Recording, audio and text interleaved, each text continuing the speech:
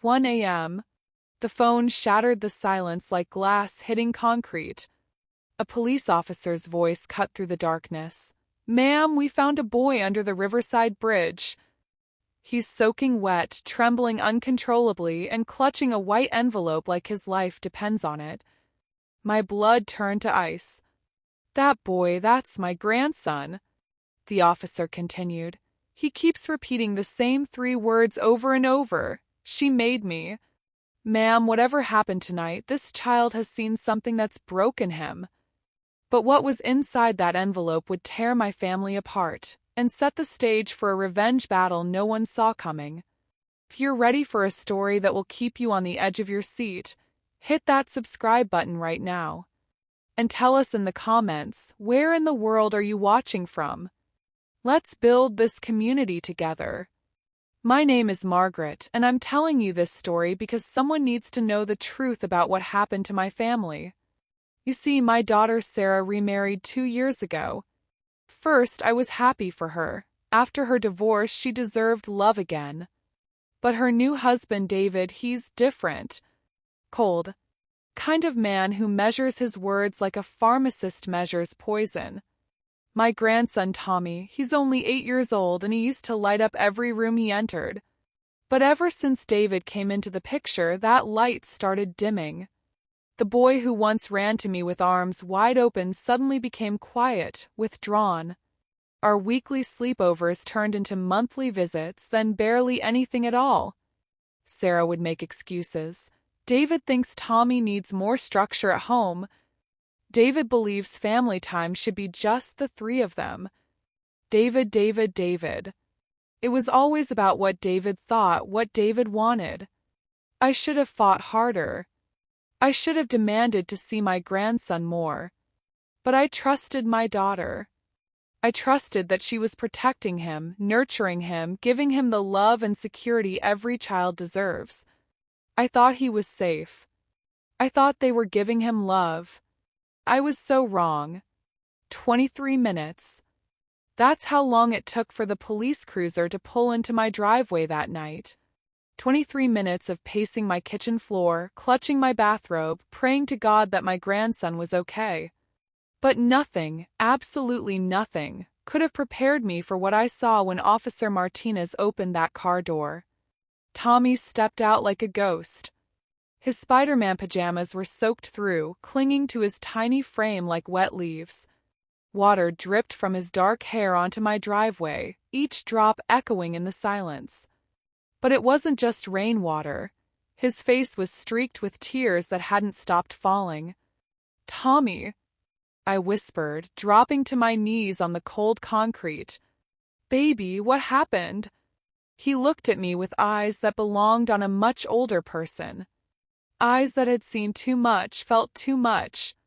His lips were blue from the cold and his whole body shook, not just from the temperature but from something deeper.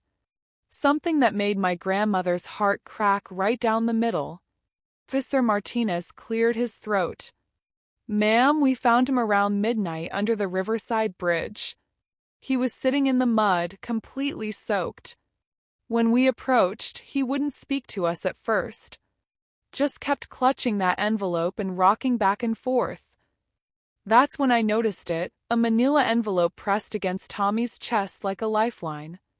His small fingers were wrapped around it so tightly his knuckles were white. "Tommy," I said softly, reaching out to touch his face. "Sweetheart, you're safe now. You're with Grandma." That's when he finally spoke, and his words hit me like a physical blow. "Grandma, Mom's new husband says I don't belong anywhere. He says I'm not part of their real family." I felt something die inside me. This beautiful, innocent child, my daughter's firstborn, my precious grandson, had been made to feel like a stranger in his own home.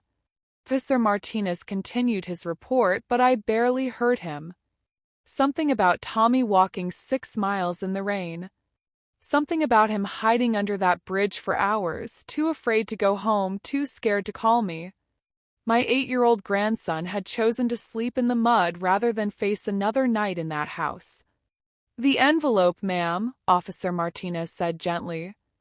You might want to look at what's inside. The boy said it's for you.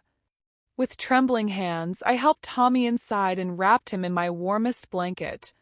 His teeth were still chattering as I sat beside him on the couch, the mysterious envelope between us.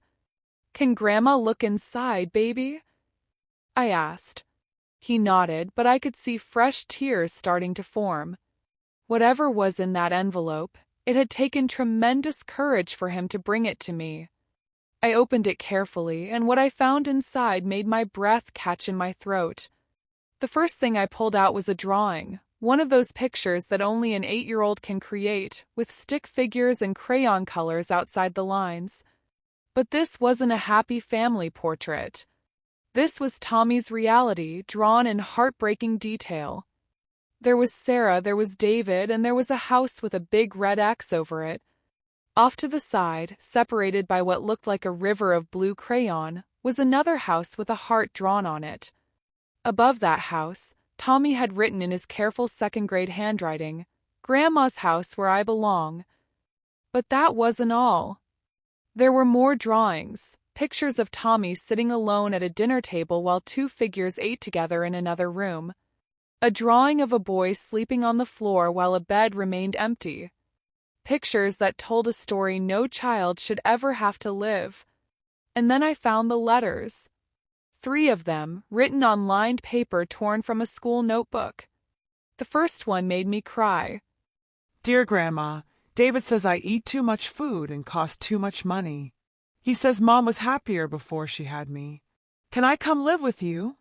I promise I won't eat very much, and I'll be really good. The second letter was even worse. Grandma, David locked my bedroom door from the outside tonight. He says bad kids need to think about what they did wrong, but I don't know what I did wrong. I just asked if I could call you for my birthday.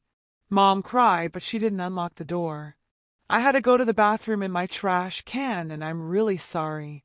By the time I reached the third letter, my hands were shaking so badly I could barely hold the paper. Grandma, I heard David tell Mom that they should send me away to a special school for kids nobody wants. He said I'm too much trouble and I'm ruining their marriage. I don't want to go to a school for kids nobody wants.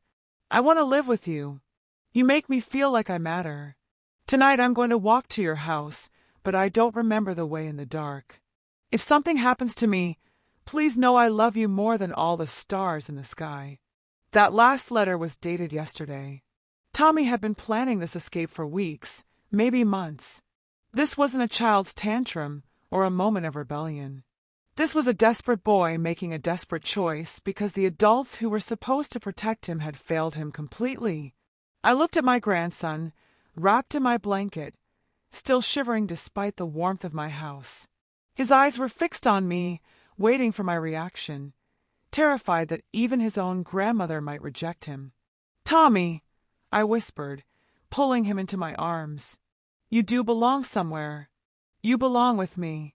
You belong here, in this house, where you are wanted and loved and cherished every single day." For the first time since Officer Martinez had brought him home, Tommy broke down completely. 8 years of pain, confusion, and rejection poured out of him in sobs that shook his entire body. And as I held him, I made a promise, not just to him, but to myself. David thought he could erase my grandson from his perfect little family. He thought he could make this beautiful child feel worthless and unwanted. He had no idea who he was dealing with. Because I wasn't just Tommy's grandmother, I was his protector, his advocate, and now his guardian angel. And heaven help anyone who tried to hurt my family. The war for Tommy's future was about to begin, and I intended to win. That night changed everything. I didn't ask for permission. I didn't call my daughter. I just did what needed to be done. Tommy needed a home, and I was going to give him one. The first thing I did was run him a hot bath and throw those wet pajamas straight into the trash.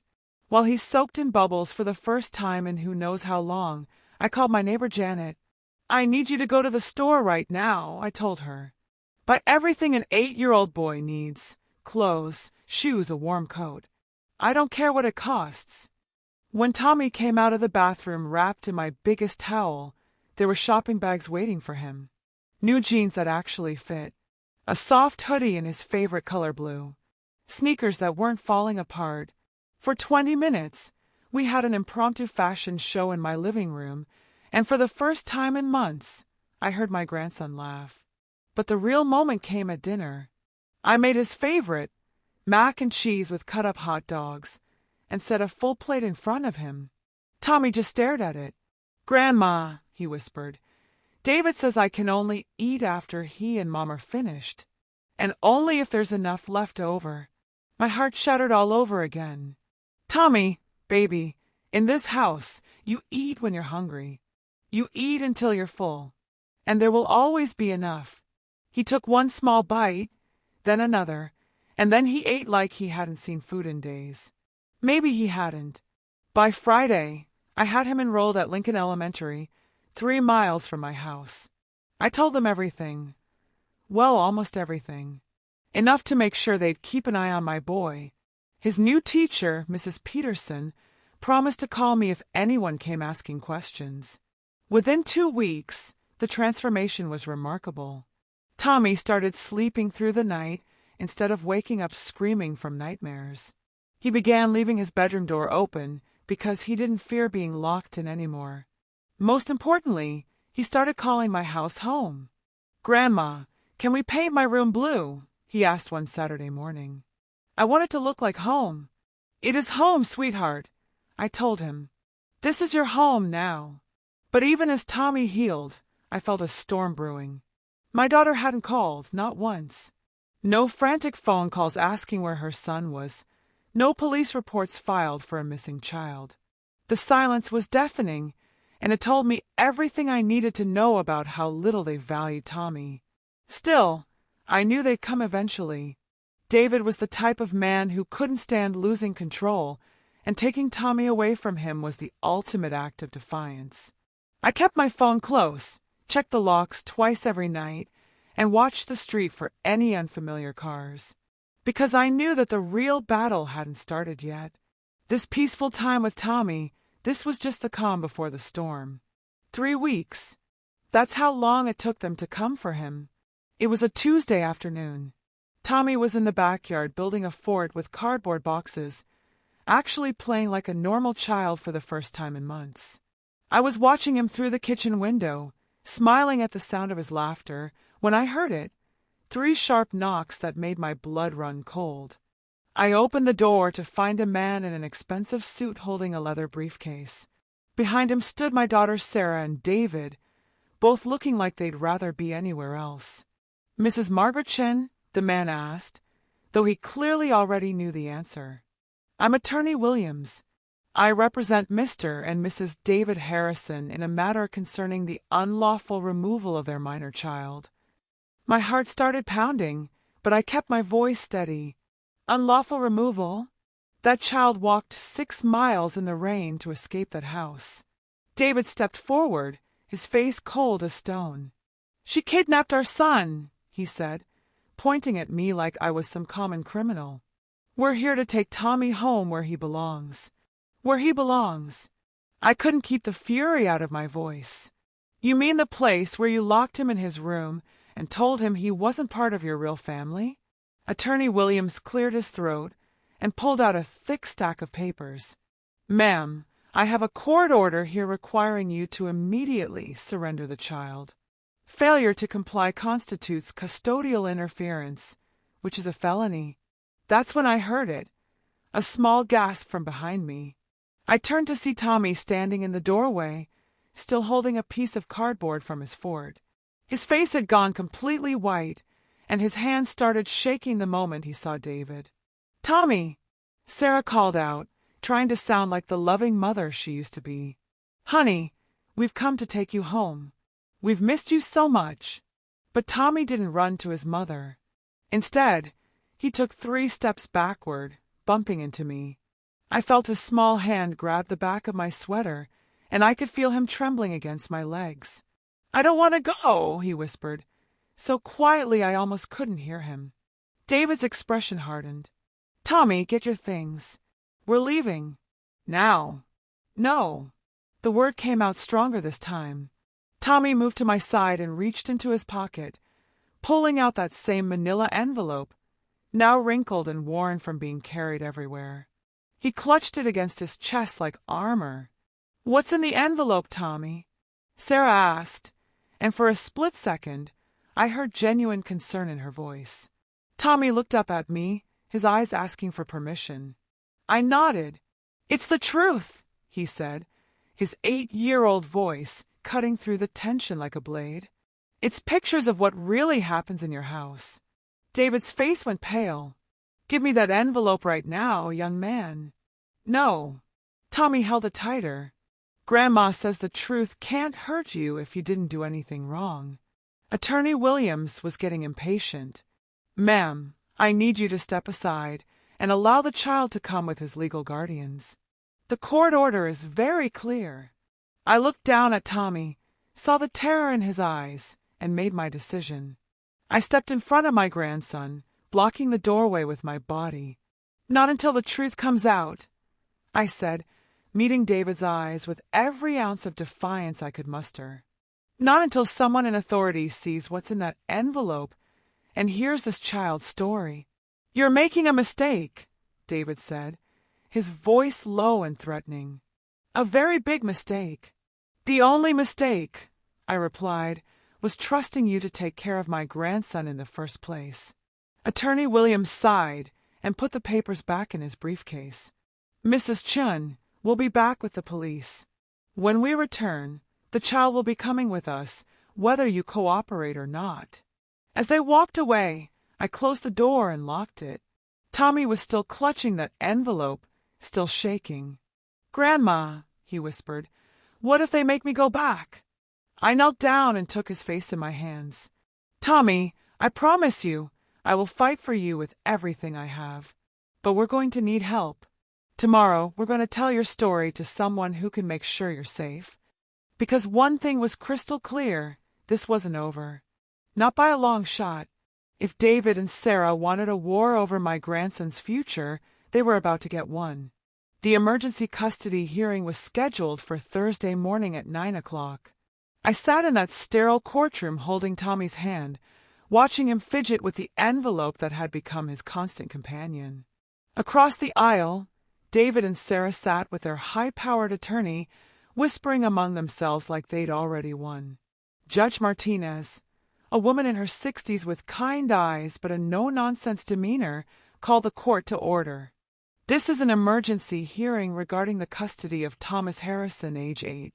I understand there are serious allegations being made." David's lawyer stood up first, painting me as an unstable grandmother who had illegally taken a child from his loving home. He spoke about disrupted routines, unauthorized school transfers, and parental rights being violated. It was all very clean, very legal, very convincing. Then it was our turn. My court-appointed attorney was young and overworked, but when she asked Tommy if he wanted to share what was in his envelope, something powerful happened. The scared little boy suddenly sat up straighter and nodded.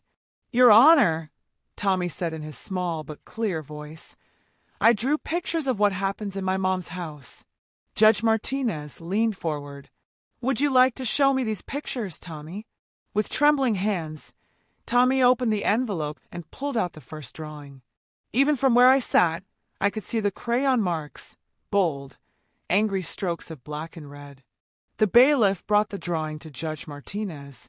Her expression changed immediately. "Tommy, can you tell me about this picture?" "That's me," Tommy said, pointing to a small stick figure cowering in the corner of the paper. "And that's David yelling at me because I spilled juice on his newspaper. He's saying the words that make Mom cry when he says them to her, too." David shifted uncomfortably in his seat. Tommy pulled out the second drawing. "This one is when David locked me in my room because I asked for seconds at dinner.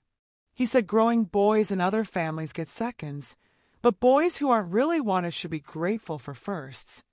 Judge Martinez studied the picture. A child behind bars drawn in thick black crayon, with two figures eating at a table far away. But it was the third drawing that made the courtroom go completely silent. Tommy held it up with both hands. This is the night David pushed me outside in my pajamas because I was crying about missing my grandma. He said boys who cry belong outside with the animals until they learn to act like humans. The drawing showed a small figure sitting on porch steps in the dark, with a large figure standing in a lit doorway, arms crossed. In the corner, Tommy had written in shaky letters, "It was cold and I was scared." Sarah covered her mouth with her hand. I saw tears starting to form in her eyes, but David just stared straight ahead, his jaw clenched tight. "Tommy," Judge Martinez said gently, "are there more pictures?" He nodded and pulled out what looked like a photograph. "I took this with Mom's phone when she wasn't looking." The bailiff brought the photo to the judge, and I watched her face go pale.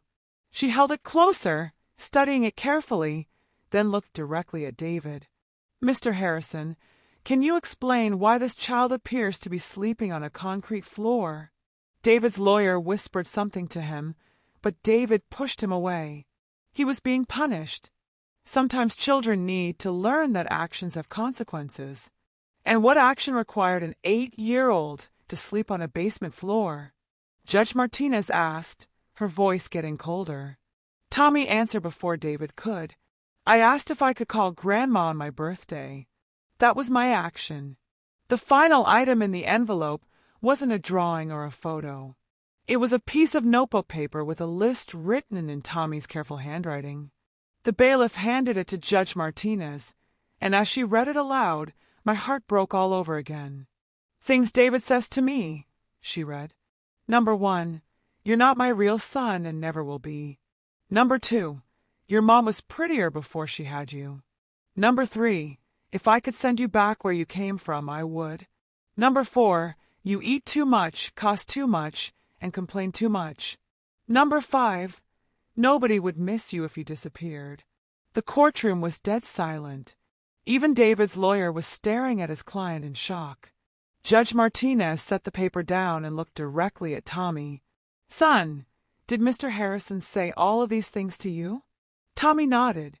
"Yes, ma'am, and more, but I couldn't spell all the words." That's when Sarah broke. Years of watching her son suffer, of choosing her husband over her child, of turning a blind eye to psychological torture, it all came pouring out in sobs that echoed through the courtroom.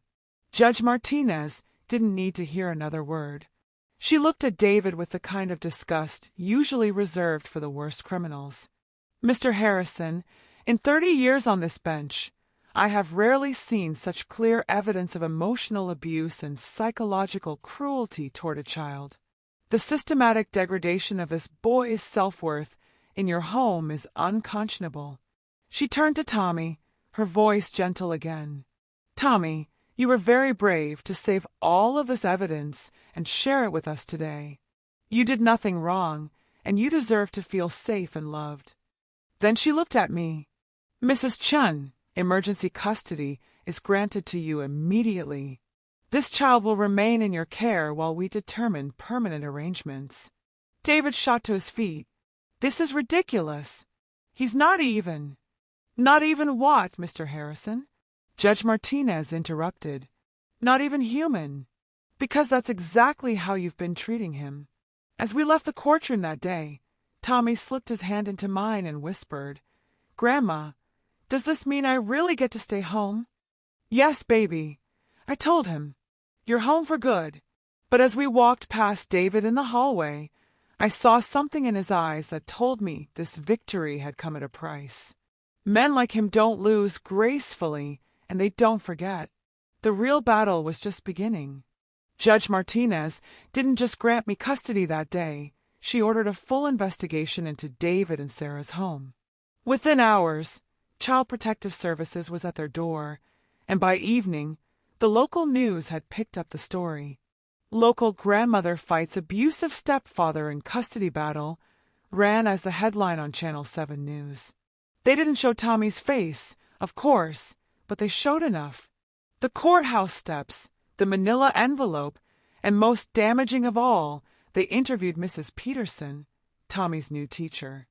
"In my 20 years of teaching," she told the reporter, "I've never seen a child transform the way Tommy has." When he first arrived, he was withdrawn, frightened, and convinced he was worthless. Now he's thriving. That tells you everything you need to know about where he belongs. But the real exposure started when Sarah's friends began reaching out to me. Turns out they'd been watching, worrying, whispering among themselves for months. Margaret, Sarah's longtime friend Linda, called me that Friday. I need to tell you something. Last month at book club, Sarah showed up with bruises on her wrists. When we asked, she said she fell down the stairs. But now, hearing what David did to Tommy, I don't think she fell down anything. One by one, they came forward. Sarah's neighbor had heard David screaming at Tommy through the windows. Her coworker noticed how Sarah stopped talking about her son altogether after the remarriage. Her sister admitted she'd been banned from visiting because David said Tommy got too excited around family. The picture that emerged wasn't just of a man who abused children, it was of a controller, a manipulator who had systematically isolated Sarah and terrorized her son.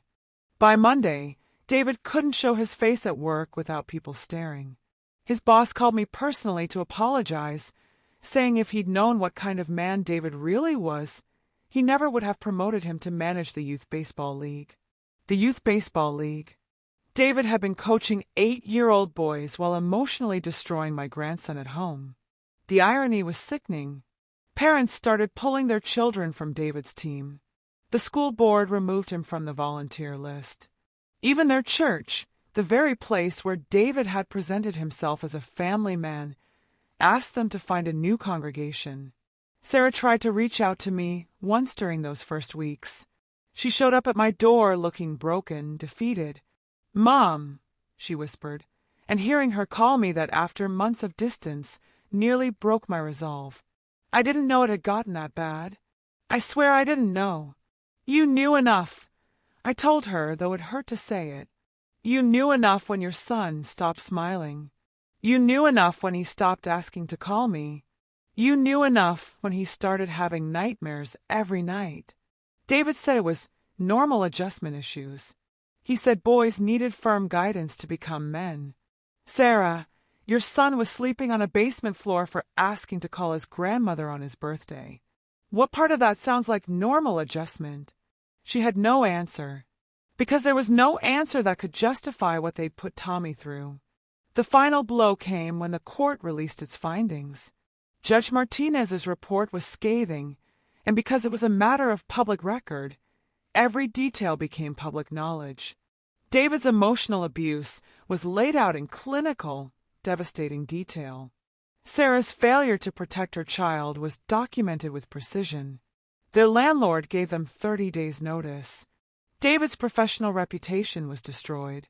Sarah lost her position at the bank when they decided her poor judgment in personal matters reflected badly on their family-friendly image.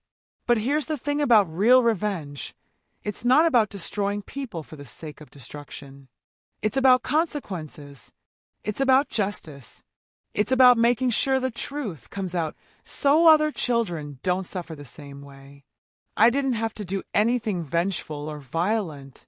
I just had to make sure Tommy's story was heard, his evidence was seen, and the truth was told. David had spent months making my grandson feel powerless and invisible. Now he knew exactly how that felt. As for Tommy, he was finally free to be a child again. And watching him heal, watching him laugh, watching him call my house home without fear, that was the sweetest revenge of all. 6 months later, I'm watching Tommy play soccer at Lincoln Elementary, and I can barely recognize the broken child who showed up at my door that rainy night. This boy, my boy, is running across that field with pure joy on his face, shouting instructions to his teammates, celebrating every small victory like it's the World Cup. His teacher, Mrs. Peterson, approached me after the game. "Margaret, I wanted you to know Tommy's reading scores have jumped 2 grade levels since he's been with you. But more than that, he's become a leader in class. Yesterday, he stood up for a new student who was being teased. He told the other kids, everyone deserves to feel like they belong somewhere. At 8 years old, My grandson has learned lessons about resilience and compassion that some adults never master. The legal aftermath was swift and final. Judge Martinez terminated David's stepfather rights permanently, not that he fought it. He and Sarah moved 3 towns away, and I heard through mutual acquaintances that their marriage didn't survive the public exposure. Turns out, when a man can't control and intimidate his victims anymore, he often moves on to find new ones. Sarah never tried to fight for custody. I think, deep down, she knew Tommy was better off with me. Sometimes I wonder if she was relieved, like maybe she finally had permission to admit she couldn't protect him from the monster she'd married. The court did allow supervised visits once a month if Tommy wanted them. For the first 3 months, he didn't. Then, slowly, he agreed to see his mother, but only at my house, with me present. Their relationship may never be what it was, but at least they're trying to rebuild something. Tommy's bedroom is painted blue now, just like he wanted. His walls are covered with certificates from school, artwork that actually shows happy families, and photos of us at baseball games, the zoo, the library. This is what childhood is supposed to look like. Last week, he came home from school with a writing assignment about heroes. I expected him to write about a superhero or a famous athlete. Instead, he wrote about me. My grandmother is my hero because she saved me when I thought nobody cared if I lived or died.